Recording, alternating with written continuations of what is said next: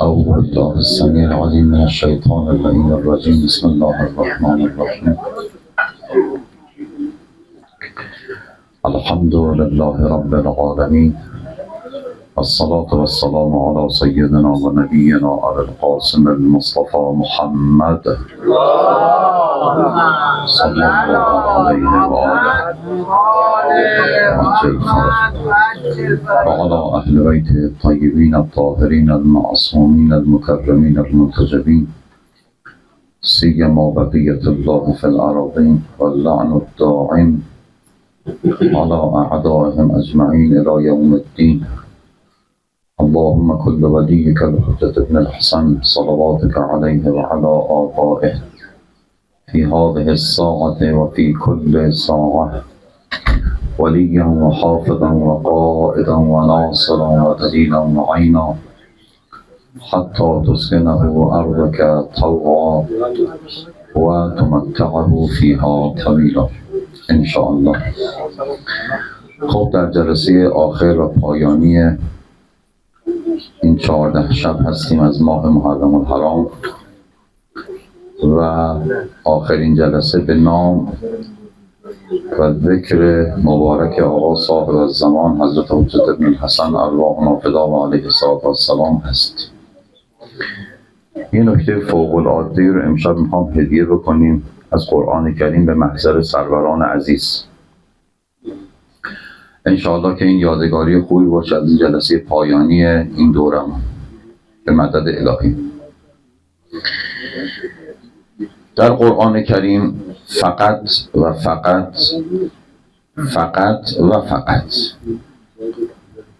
سه جا خدای متعال به الذین آمنوا و عملوا الصالحات وعده داده. نه جای چهارم داریم، نه پنجم داریم و نه بیشتر. فقط در سه جا که خدای متعال به مؤمنان که فقط ایمان ندارند عمل صالح هم دارند آمنوا و عملوا الصالحات وعده میدهد. اینها رو با هم مرور بکنیم با دقت نظر لطفا.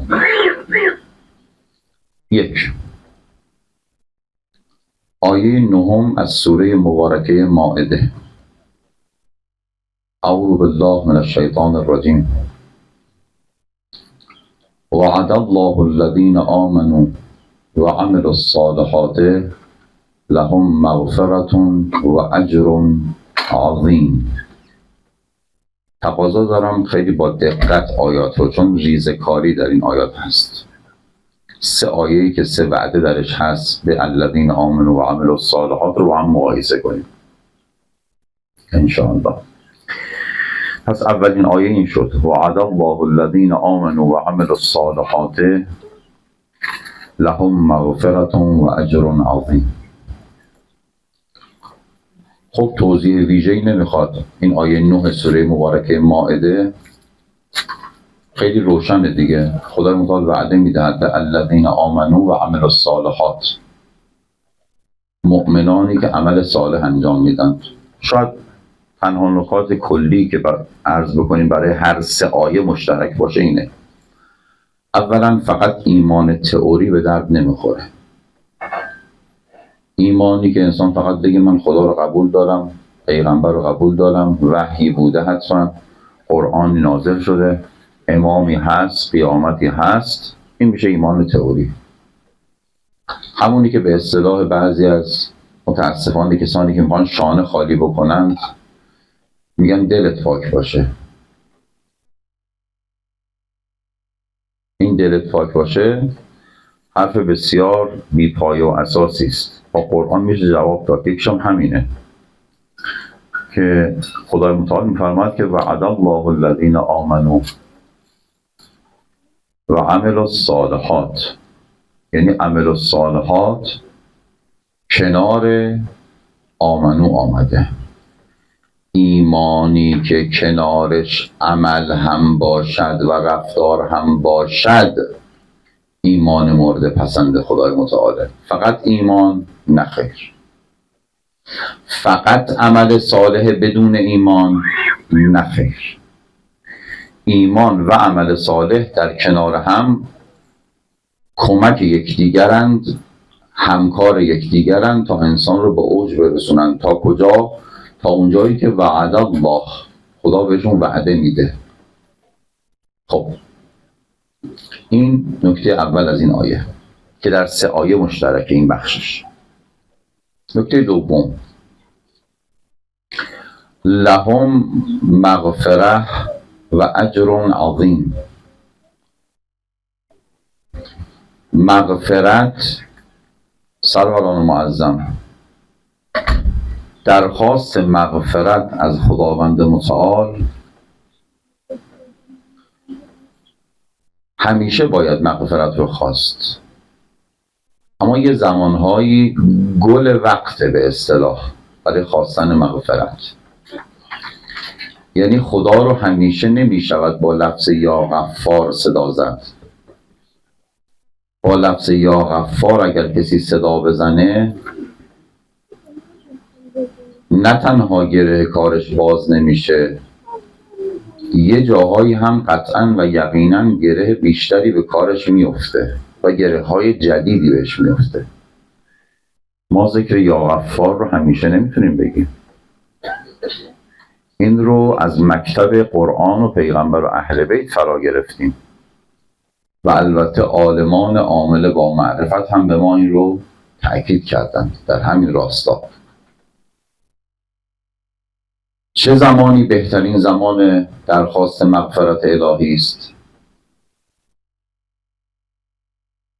دقیقاً زمانش رو اگر کسی بخواد از زمان طلوع فجر تا طلوع شمس حدوداً می شود نیمی از ساعت، البته در طول سال متغیره،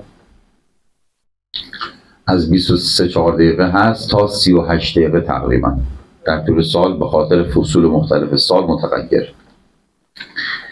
میانگین نیم ساعت حدوداً، زمانی که هوا گرگومیش میشه. و اون زمانی که هوا گرگومیش میشه، اون زمانیه که هنوز هوا کمی روشن شده ولی هنوز زمان طلوع شمس و قضا شدن نماز صبح نرسیده. اونو میگن طلوع فجر. پس طلوع فجر تا طلوع شمس که نماز صبح قضا میشه، تو این فاصله، این زمان که حدوداً میانگین نیم ساعت حساب کردیم. یک امتدادش بعد از طلوع شمس ما 1 ربع از ساعت داریم، بهش میگن زمان ابکار، که در قرآن اینا همه اسامی قرآنی است داریم عرض میکنیم، بالعشی و الابکار. حالا هر کدام در این 58 زمانی که شب‌های قبل عرض شده خدمت سروران گزارش دادیم، همش که نگفتیم ولی بعضی زمان‌ها رو که عرض کردیم به مناسبت، اینا هر کدامش برای یک موضوع یا چند موضوع دستورش مشخص، مسیرش مشخص و نجات انسان هم مشخص. اگر هم بی‌دقتی کردیم راه درمان و راه پیشگیری هر دو هم بیان شده، هم در آیات هم با اشارات اهل بیت علیهم السلام و رسول گرامی در روایت. خب این 58 زمان پس خیلی مهمه. از زمان طلوع فجر تا زمان طلوع شمس تو این نیم ساعت حدودا و امتداد داره. از زمان طلوع شمس تا ربعی از ساعت رو میگن زمان ابکار، که اون چند دقیقه آخرش رو میگن زمان بکره. این زمان ها اینقدر مهمه که یک شبی هم فکر می‌کنم عرض کردم، اگر اشتباه نکنم سرورانی که بودن در جلسات قبل، گفتم که از نان شب یادگیری این 58 زمان در شبانه روز از نان شب واجب تره. چون کسی بخواد چیزی حفظ بکنه زمان مشخص داره، تربیت نفس زمان داره، تربیت فرزند زمان داره، تربیت و مراقبت از دیگران، اثرگذاری حرف زمان داره، فلان کار زمان داره. همش تو این 58 زمانی که تو 24 ساعت تقسیم شده که عمدتاً ربع یا نیمی از ساعت دیگه، مگر یکی دو تاش خود طولانی است. اینا خیلی مهمه، بسیار مهمه، اونقدر مهمه که قرآن عزیز روش تأکید داره و پیغمبر و اهل بیت علیهم السلام هم خیلی بر اون تأکید داشتن و تأکید دارند. خب ما تو این 58 زمانی که هست الان داریم بحث یا غفار رو مطرح میکنیم. طبق دستور اهل بیت ما کی میتونیم یا غفار بگیم؟ از زمان طلوع فجر تا طلوع شمس، بعد از زمان طلوع شمس ادامه میدیم زمان ابکار، آخر زمان ابکار که 1/4 از ساعت هم بیشتر نیست میشه زمان بکره که بسیار خاصه و دستورات ویژه‌ای داریم، اذکار خاص داریم، و بعد از اون ربع بعدی ساعت میشه زمان غدات، اون نیم ساعت، و این نیم ساعت که جمعا میشه 1 ساعت حدودا. نیم ساعت قبل از طلوع شمس، نیم ساعت بعد از طلوع شمس، 2 تا 1/4. مجموع اینها میشه 1 ساعت. تو این 1 ساعت ما حق داریم خدا رو با نام یا غفار صدا بزنیم. نشون به اون نشون دعای صباح از آقا امیرالمؤمنین علیه السلام در کتاب ارزشمند مفاتیح و همه کتب منابع مفاتیح، در دعای صباح که زمان خواندنش همون زمان فضیلتش دقیقا از زمان طلوع فجر باید شروع بشه، تو این فاصله تا نیم ساعت بعد از طلوع شمس. تو این فاصله 1 ساعت تقریبا با یه خورده کم و زیاد در طول فصول سال، این حدود 1 ساعت ما میتونیم خدا رو با یا غفار صدا بزنیم. دعای صباح آقا امیرالمؤمنین علیه السلام رو آخرش هممون بلدیم دیگه عمدتاً. الهی قلبی محجوب و نفسی معیوب و عقلی مغلوب و هوای غالب. همینجور میره جلو تا میرسه اونجایی که حضرت نفس میکشیدن تا نفسشون بند میامد میفرمان یا غفار و یا غفار و یا غفار، دوباره یا غفار و یا غفار یا غفار. این نفس میگرفتن تا آخر نفسشون، دوباره نفس تا آخر نفسشون، تا زمانی که اون نیم ساعت بعد از، یعنی زمان ابکار و بکره که با هم توی رکن بودن و زمان غدات تمام بشه. این مجموعه، این زمان 1 ساعت زمانی است که ما اجازه داریم و اذن داریم که حتما و حتما تو این زمان خدا رو با ذکر یا غفار صدا بزنیم، با ذکر یا غفار صدا بزنیم. موقعی که ما عرض کنم که این زمان رو بشناسیم و درست بشناسیم، چه میکنیم؟ هم سر وقت خدا رو صدا زدیم، هم به موقع و هم اثرگذار. اما زمان دیگه اگر این رو بگیم، حالا حتما نمیگیم ضرر داره، ولی حد اقل بی اثره، یعنی خداوند تعالی توجهی نمی کند. چرا توجه نمی کند؟ این از روی بیرحمیه؟ نه خیر، این از روی آرامشه، این از روی این که خدای متعال میخواد به ما ادب یاد بده. ما بندگان، ما امت پیغمبر خاتم باید مؤدب باشیم در این عالم. ادب یعنی این که انسان بتونه زمانها رو بشناسه، بگه خدایا فرمود این زمان این کار چشم، این زمان تو رو اینگونه صدا بزنم چشم، الان لحظه اذان چشم. این میشه ادب یک مؤمن. و الا بی ادبی کردن رو که همه بلدند، یعنی بی ادبی کردن که هنر نیست، بی ادبی کردن که همه دارن زندگی میکنن بی ادبانه. ما مؤدب باشیم در محضر پروردگار و منافعش هم خواهیم دید که این ادب چقدر مؤثر. خب پس لهم مغفرتون، مغفرت الهی مخصوصا در اون 1 ساعت از آسمان و زمین بر او مقدر میشه. وقت در طول شبان روز ریزش میکنه، میاد در طول عمرش یا به خودش میرسه، یا به فرزندان و خانوادهش، یا به نسل و ذریه‌اش جاری میشه. وقت چقدر جالبه که بدانیم این زمانهایی که ما الان داریم میگیم اینا قصه نیست، اینا افسانه نیست. یه مثال عرض میکنم و رد میشم برای سروران خودم. الان که عرض میکنم مال الان نیست، قریب تقریبا چندین دهه است، تقریبا 60 یا 70 ساله، یعنی 6 یا 7 دهه است که این کار داره انجام میشه الان. یعنی 6 دهه رو که مطمئنم در بسیاری از نوشته های معتبر هست.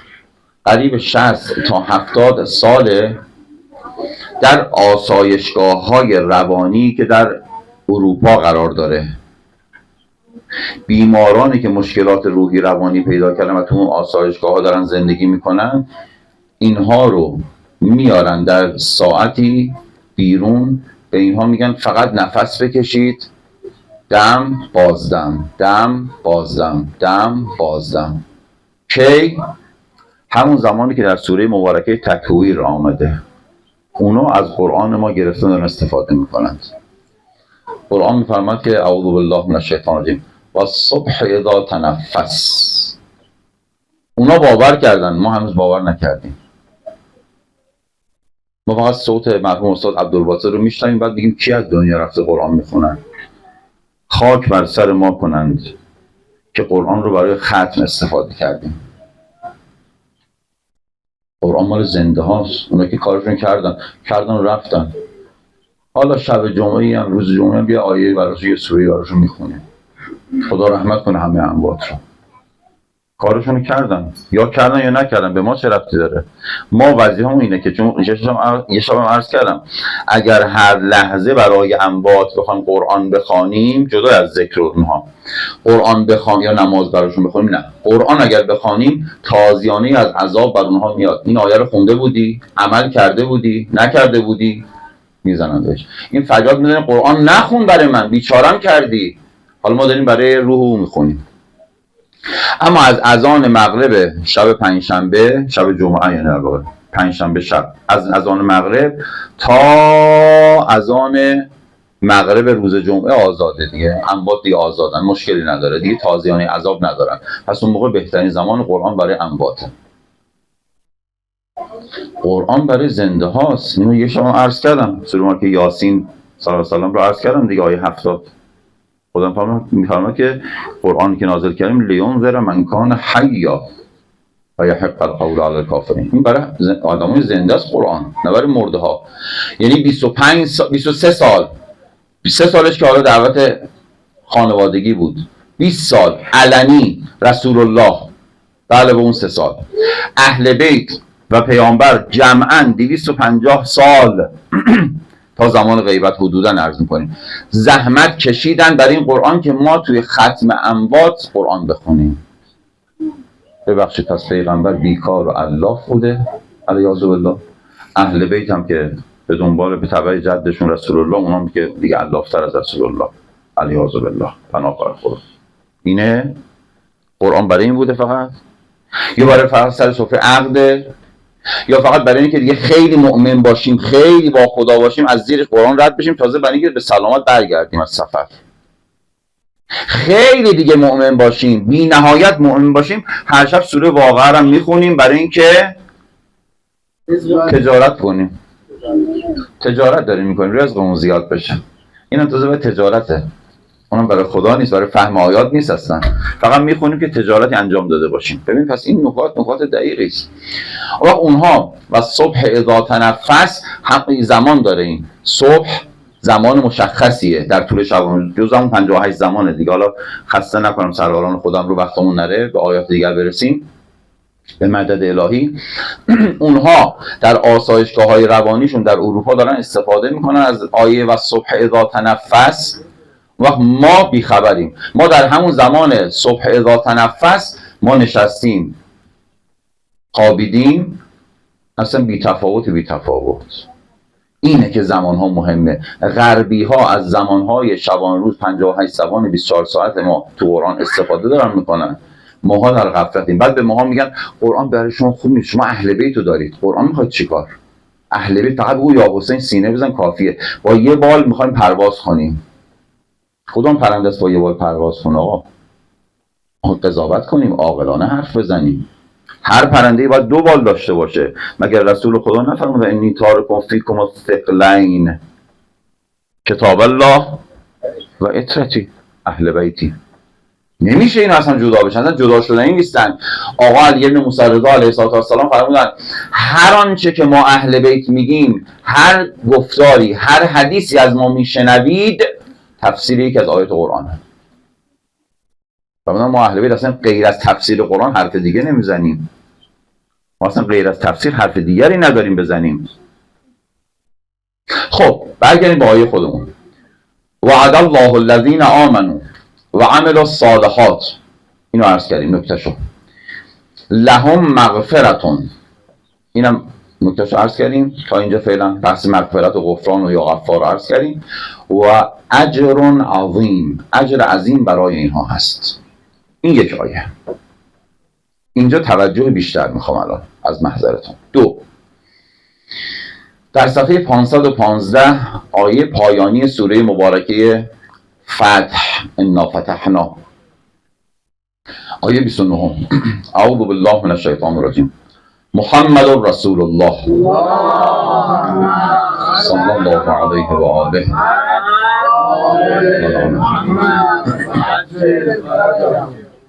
والذین معه اشداء علی الکفار رحماء بینهم. میاد آخر آیه، چون تقریبا نیمی از صفحه است آیه.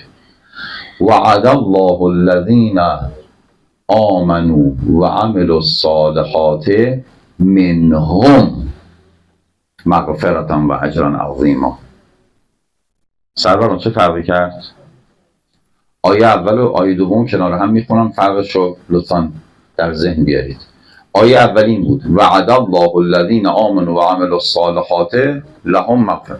آیه دوم وعد الله الذین آمنوا و عملوا الصالحات منهم مغفرة و اجرا عظیما. منهم الان همه انگشت اشاره اهل بیت ما و اونها که اهل دقتن رو منهم باید باشه. اون اولی منهم نداشت، این منهم دارد. اونجا کلی فرمود که هر کسی که ایمان و عمل صالح داشته باشه، مطلوب باشه، نه ایمان و عمل صالح ضعیف، مطلوب که باشه ایمان و عمل صالح، مطلوب اگر باشه، میفرماد که مغفرت و اجر عظیم در انتظارشه.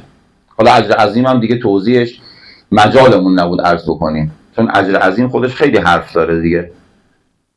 اجر عظیم یعنی از این پاداشهای جناتون تجری من تحت الانهار رو، از نمیدونم انهار من عسل مصفا، انهار من ماء غیر آسن، از نمیدونم و حور عین، از نمیدونم و لباسهم فیها حریر، از اینا بالاتره. اجر عظیم انقدر بالاست که خدای متعال نمیتونه بیان بکنه اجر عظیم یعنی چی، چقدر. خب پس تفاوت آیه اول، آیه 9 سوره مائده و آیه 29 سوره مبارکه فتح، تفاوتش در اون منهم شد. منهم یعنی چه؟ یعنی از آنها. از آنها. ببینید این منهم سوال، میخوام توجه جلب بشه، آیا منهم بعد از آمنو اومده یا بعد از عمل الصالحات؟ وعد الله الذین آمنوا و عملوا الصالحات منهم مغفرة و اجرا عظیما. منهم کجا آمده؟ بعد از عمل صالح. یعنی خدا میفرماد که در آیه دوم، یعنی آیه 29 سوره فتح، میفرماد که یک کسانی که ایمان دارند، وعد الله الذین آمنوا، ایمانشون عادی است، یه ایمان عادیه در حد عادی، یه ایمان عادی خوب مطلوب، نه خیلی عالی نه خیلی کم، یه ایمان مطلوب دارند، ایمانشون پایش قویه، اما عمل صالح این گروه خیلی زیاده. مدام دارن ذکر میگن، مدام نماز مستحبی میخونن، مدام دارن کارهای خیر انجام میدن، قرائت قرآن میکنن، به دیگران خیر میرسونن، مدام کارهای خیر دارن انجام میدن، ولی ایمانشون به اندازه مطلوب عادیه. ایمانشون بالا یا پایین نمیره، یه جا مشخص ساکن مونده، اما عمل صالحشون چی آقا؟ مدام میره بالا، عمل صالح میره بالا. خدا میگه بین اینها منهم، من یعنی گلچین کردن دیگه، به زبان ساده یعنی گلچین کردن. منهم، خدا متعال میفرماید که منهم، از اینا برمیدارم، این به درد من میخوره، این عمل صالحش با اخلاصه، این عمل صالحش اخلاصش بیشتره، این خوبه، این خوبه. یعنی از اونهایی که عمل صالح فراوان انجام میدهند، خداوند کریم میفرماد منهم، گروهشون رو برمیدارم، گروهی از اینا به درد من خدا میخورند. ارزام رسوندم آقا، تا اینجا مشخص شد؟ خب پس گروه اول عادی بودند، ایمانشون در حد مطلوب، در حد مطلوب، نه خیلی بالا نه خیلی پایین، و عمل صالحشون هم عادی، کم، میزون.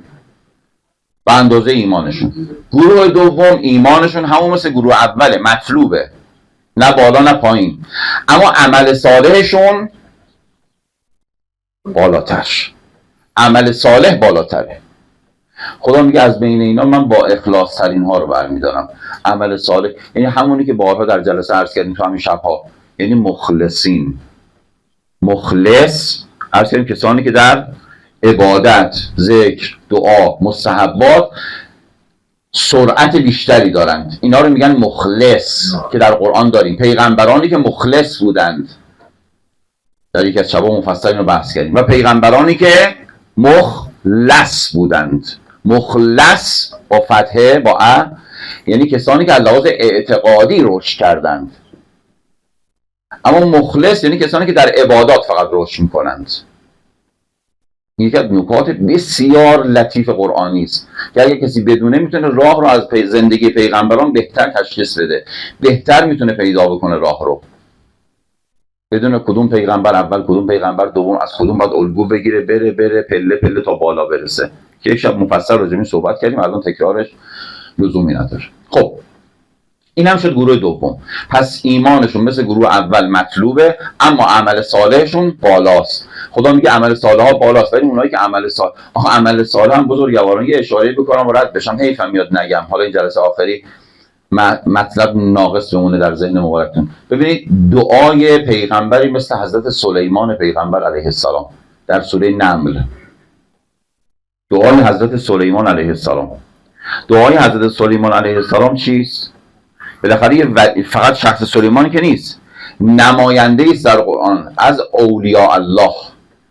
از اولیاء الله یه نماینده است دیگه، و اون نماینده این گونه دعا میکنه. اون لحظه ای که دارن از سرزمین مورچگان رد میشن، حالا اونجا مورچه فراوان بوده مثلا تو اون سرزمین چه بوده، بعد بلافاصله صدای مورچه‌ای فریاد میزنه که قالت نمله یا ایها النمل ادخلوا مساکنکم الان لا یحطمنکم سلیمان و جنوده و هم لا یشعرون.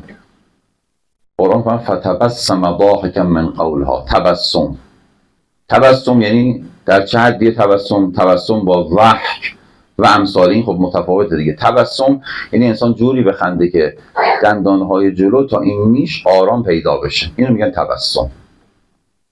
ضحک که ضاحکت مستبشره که در قرآن داریم، الفاظ مختلفه دیگه، حالا بحث ما نمیخوام شاخ و برگ بدیم که وسعت پیدا بکنه.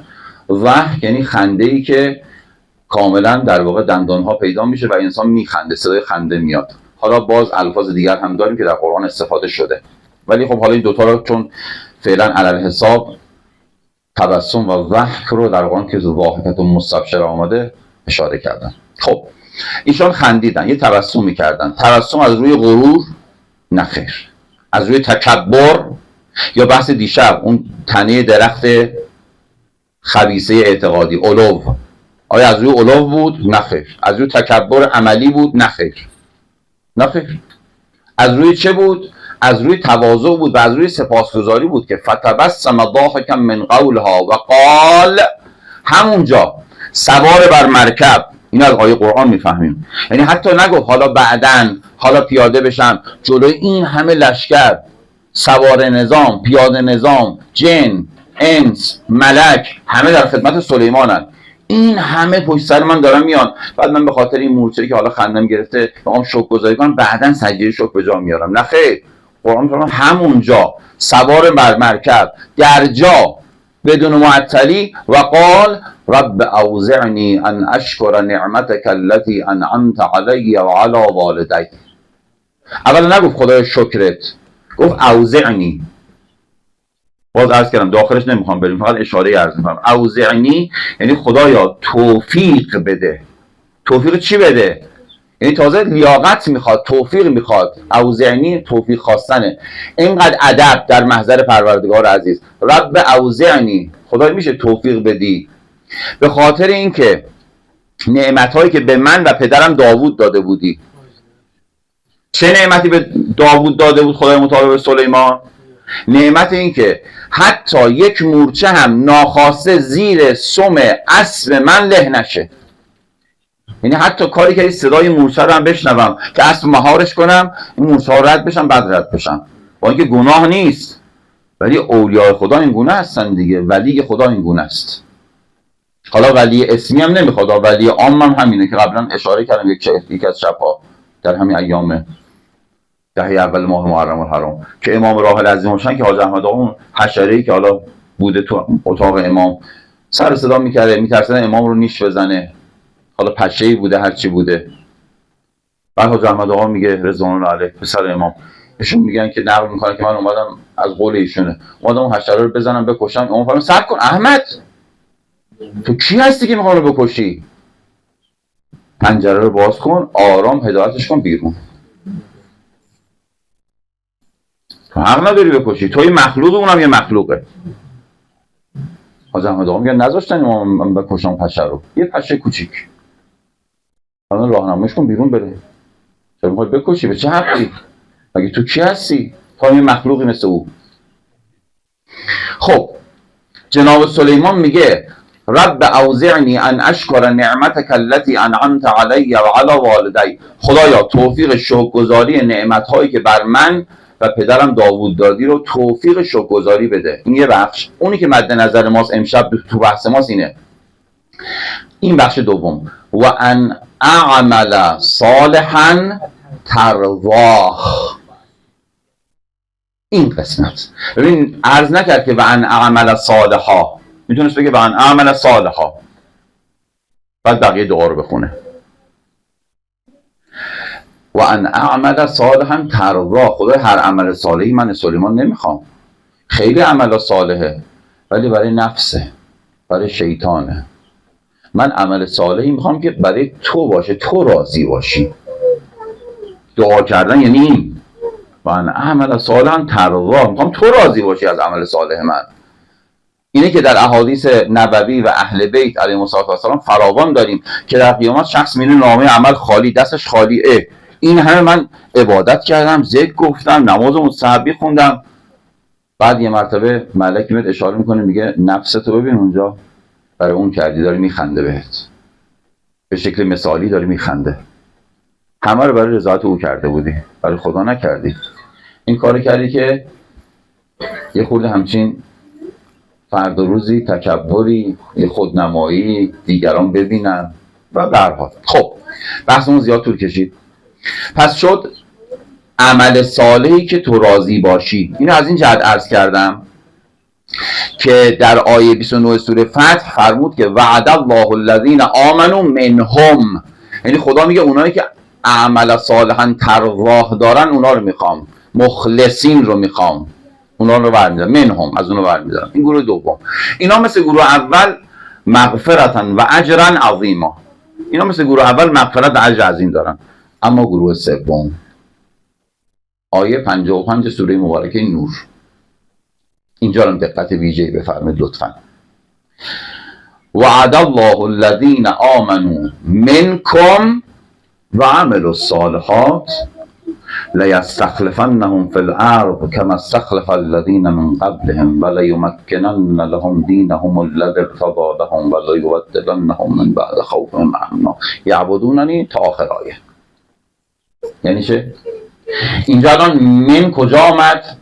حالا منکم منهمش مهم نیست، اون ضمیر کم یا همش مهم نیست، حتی مهمه ها، ولی در بحث عمومی مهم نیست. حالا در دقت نظر خود همینم مهمه، حرف داریم توش. ولی حالا اینجا بعد از آمنو من آمده، وعد الله الذین آمنوا منکم و عملوا الصالحات. یعنی چی منکم؟ ببینید اینجا مخاطبه، در آیه قبلی مغایب بود، با عربی آشناییم دیگه. اونجا منهم بود، اونم بعد از عمل الصالحات. اینجا منکم بعد از آمنو. یعنی چه؟ یعنی اونهایی که عمل صالح فراوان دارند، ایمانشون عادی و متعارف بود، هم آیه قبلی 29 فتح. اما عمل صالح فراوان دارن، اینها منهمن، عمل صالح انجام میدن. عمل صالح یعنی با خدا هنوز فاصله زیاد داره. اما اونایی که آمنو یعنی ایمانش رو هر روز داره رشد میده. ایمان یعنی اعتقاد، یعنی اعتقاد و فکر درستش رو هر روز داره رشد میده. قانع به این نیستش که من خدا رو که خب خدا هست. بعد میگیم خب خدا یعنی چی؟ نمیدونم، فقط خدا هست دیگه. آجا چقدر گیر میدی حالا؟ خدا هست دیگه. میگیم خب خدا هست، پس چرا به او توکل نمی کنی؟ نه خب خدا هست، قدرتم داره آجا، ولی الان پشت اون میز تو اون اداره اون آقا نشسته. این بدبختی ماست. یعنی ایمان ما در حد ایمانی که بریزی تو آبگوش تریت کنی، اینجوریه ایمانم. ببخشید دیگه خیلی راحت گفتم. ایمانی که تریت کنی بخوری، این ایمان نیست. خدا میگه اونایی که ایمانشون رشد میدن برای من اینقدر عزیزن که مخاطب من میشن منکم نه منهم. عمل صالحی ها منهم بودن، اما اینا منکمن. این نکته اول. نکته دوم، کنار آمنو منکم آمده، یعنی کسانی که ایمان رشد اصلا هیچ وقت بسنده نمیکنن، اما عمل صالحشون به اندازه متعارفه. واجبات که هیچ، مستحبات در حد عادی، ذکر، نماز مستحبی، قرائت قرآن در حد عادی. پس عمل و صالحاتشون نه منهم داره نه منکم، اما ایمانشون چی داره آقا؟ منکم داره. خدا میگه به اینا چه پاداشی بدم؟ به اون دو گروه قبلی مغفرت و اجر عظیم دادم. به اینا چی بدم؟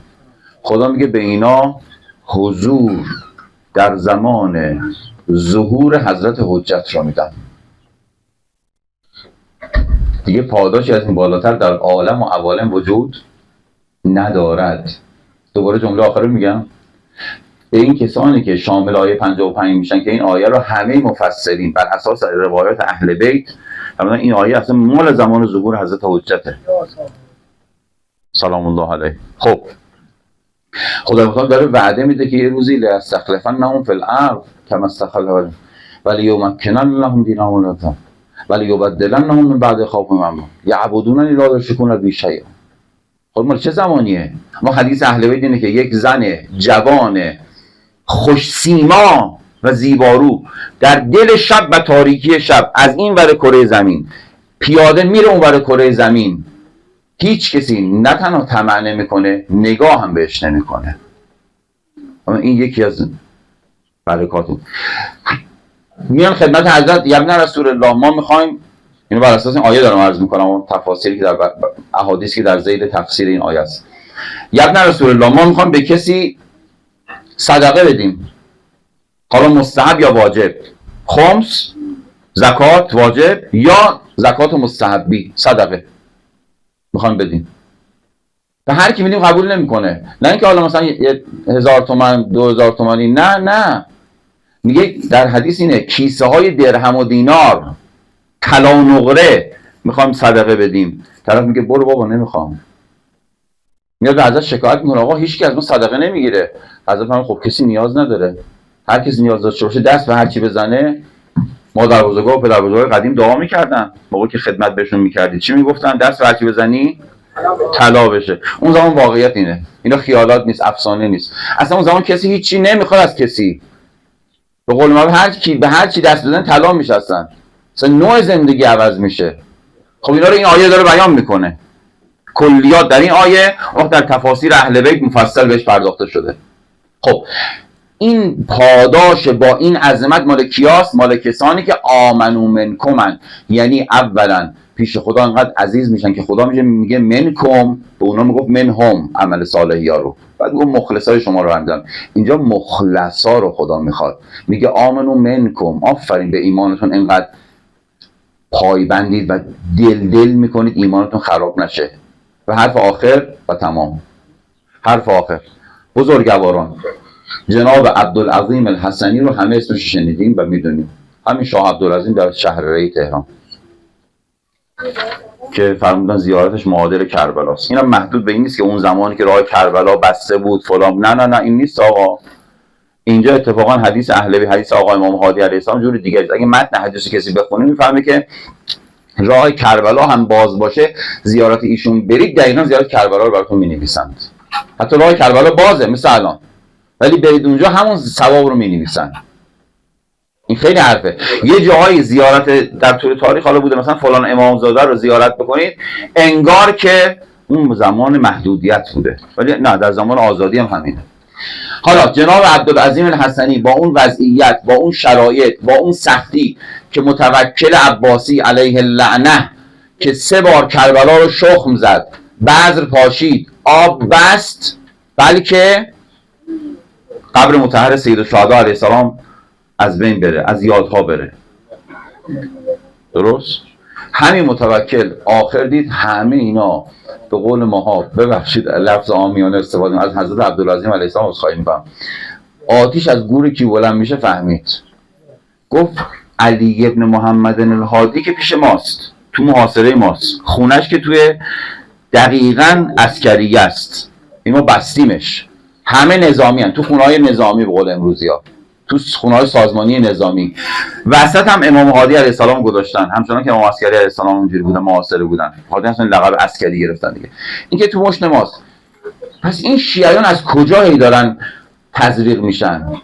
متوکل برای سوال بود، اینا از کجا هی دارن قوی میشن، ایمانشون قوی میشه، اعتقادشون قوی میشه، روز روز بیشتر میشن نفراتشون. آخر فهمید آتش از کجا بلند میشه. گفت از عبدالعظیم. خبر دادن این از عبدالعظیم متوکل. میخوای ریشه رو بزن. گفت یا علی. حالا به قول اون که یا علی نمیگه، اون یا شیطان. دستور داد، گفت هر کسی سر عبدالعظیم رو بیاره نه یه جایزه، گفت 1000 جایزه به اون میدن، سر او رو برای من بیارید فقط. میشناخت دیگه خطر انقدر شدید شد، آقا امام هادی علیه السلام فرمود که عبدالعظیم یا عبدالعظیم برو به سمت ایران و ری، اونجا دوستداران و شیعیان و محبین ما اهل بیت زیادن، اونجا تو رو احاطه میکنن، تو رو در بر میگیرن بین خودشون و نمیذارن به تو آسیب برسه، اونا محب ما اهل بیتن، برو ایران، از اینجا دور شو، برو عراق عجم، در واقع عراق عرب نمون. ایشون راهنمایی کردن رفتن، با چه زحمتی، با چه پوششی، لباسهای مبدل میپوشید که رفت شناخته نشه، همه جا سربازا بودن. آمد خودش به ری رسون، مردم به ری چه پذیرایی، چه استقبالی و چه پناه دادنی به ایشون دادن. بعد تو این فاصله در تاریخ نقله 1 تا 3 بار نوشتن، ولی 1 بارش قطعیه، 2 بارم حتی هست، 3 بارم نوشتن که ایشون باز با همین سختی که آمده و با همین سختی رفت خدمت امام هادی علیه السلام سامر را، با اون خفقان متوکل، ولی سرش جایزه گذاشته که داشت روغن زیتون میفروخت به این نام، با لباس روغن زیتون فروش، روغن زیتون، روغن. رسید جلوی در خانه امام هادی علیه السلام، خود امام به علم امامت در رو باز کردن، کشیدنش تو. عبدالعظیم اینجا چی کار میکنی تو؟ مگه نگفتم برو ایران؟ از که یادم رسول الله سلام داد، گفت بعد آقا شما فهمید من رفتم ایران، اما برای اعتقادم نگران شدم، گفتم نکنه اعتقاد من در طول زمان استهلاک پیدا کرده باشه، خورده شده باشه. من به خاطر اینکه خراب نشه اعتقادم و مطمئن باشم خودم به شما رسوندم. حضرت چیکار کردن؟ 3 بار امام معصوم 3 بار فرمودن احسنت یا عبدالعظیم، احسنت یا عبدالعظیم، احسنت یا عبدالعظیم. حالا بگو دینش رو از توحید شروع کرد، همه ریزکاری‌های توحید رو گفت، وحی رو گفت، نبوت و رسالت و پیغمبران و رسول اکرم و امیر مؤمنان و اهل بیت و تا امام هادی و امام عسکری فرزند ایشون، حضرت صاحب الزمان نوه ایشون علیهم السلام، بعد قیامت و معاد و حساب و کتاب و حشر و صراط و همه رو گفت. حضرت فرمود که کاملا درسته. دست امام رو بوسید، روی امام رو بوسید، اصلا یه روز هم نمون، دوباره با همون خفقان و زحمت برگشت به سمت ری. این میشه آمنو منکم، خدا میگه این به درد من میخوره. اولا منکمه، پیش خودمه، مخاطب منه. 2 من جداش میکنم، من اینا رو میخوام.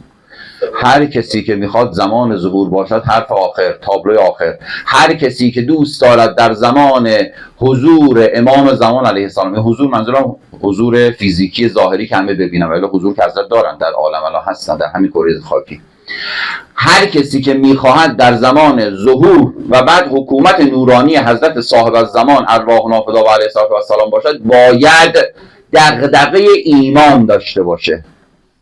کسی راحت یه روز دغدغه ایمان نداشته باشه، بخوابه فردا صبح بلند شه، دیگه از خدا طلب نکنه خدای من میخوام یار امام زمان باشم، من میخوام حکومت رو ببینم، دیگه حسرت به دلش میمونه، فقط میگه یا حسرتا. این دیگه آیه قرآن بود.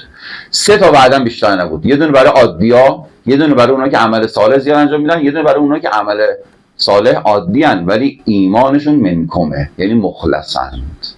خدا انشاءالله به همه ما توفیق بده بتوانیم انشاءالله دغدغه ایمان داشته باشیم، دغدغه رشد اعتقادات داشته باشیم انشاءالله، دغدغه نزدیک شدن به اهل بیت توی این مسیر، هی بریم جلوتر، هی بریم جلوتر، دغدغه جلو رفتن داشته باشیم، یه جا ساکن نمونیم، راکد و ساکن نمونیم که خطر بزرگ باطلاق شدن به وجود میاد. عمل صالح انسان رو فقط میتونه از بهشت نجات بده، منهمه، ولی ایمان منکمه. خدا میگه شما رو جز خوبان عالم میارم تو این زمین، زمین رو به ارث شما در میارم. و نريد ان نمن على الذين استضعفوا في الارض ونجعلهم ائمة ونجعلهم الوارثين. خیلی خوب. صلی الله علیکم یا اهل بیت النبوة. چرا ما در این بخش پیشرفت نکردیم؟ باید آسیب شناسی کنیم.